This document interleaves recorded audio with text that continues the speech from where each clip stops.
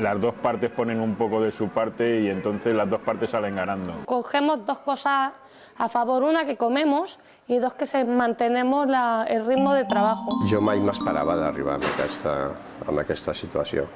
Jo no me quiero ir de la trobada. Que jo feia molt de temps que no menjava tan bé com menjaven aquí. Yo me levanto todos los días y digo, venga, que hoy es mi día. Para mí la trobada, en la situación que yo estaba psicológica y económica y demás, ha sido todo. Salir adelante.